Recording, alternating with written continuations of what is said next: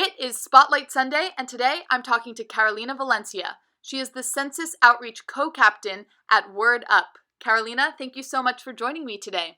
Hi, Emma. Thanks for having me. Let's get started. Tell me a little bit about what the census is.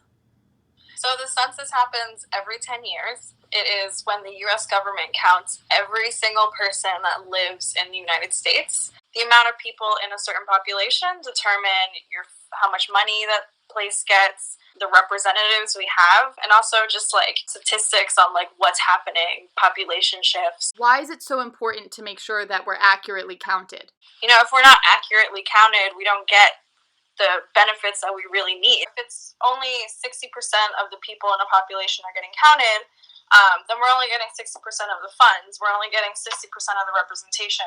If you're not a citizen, do you still take the census? Yes. Everyone who lives in the United States on April 1st takes the census. So it doesn't matter your documentation status. It doesn't matter if you are a student, it doesn't matter any of that. If you are living here, then you should take it. The Trump administration was trying to get a citizenship question on the census. That really scared people here. Even if they were citizens, that really scared people.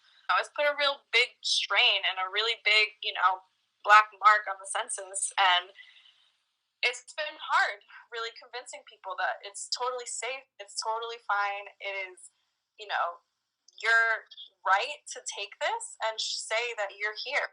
You matter. I have some technical questions. If I fill out the census, does the rest of my family have to fill out the census?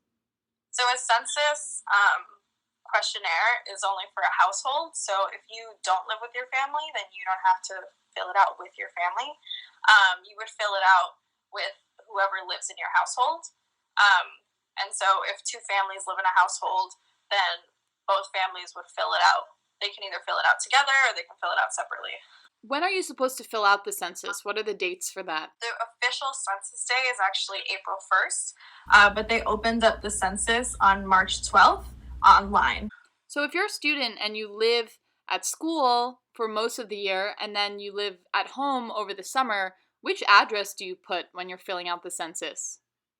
So you should fill out the place that you live most of your time, and specifically around April 1st. So I was a student, I lived in Boston. I would have put Boston, just because, the census is about, how many resources you're taking up in a community. And so if you're living in a place for 70 to 80% of the year, you'd put that you live in that area.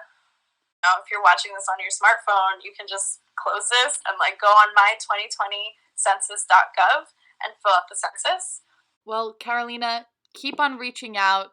Keep on making sure people fill out the census because it is incredibly important for our democracy. So thank you so much for speaking with me. And until next time, I'm Emma Barnett, and this is Next Gen News.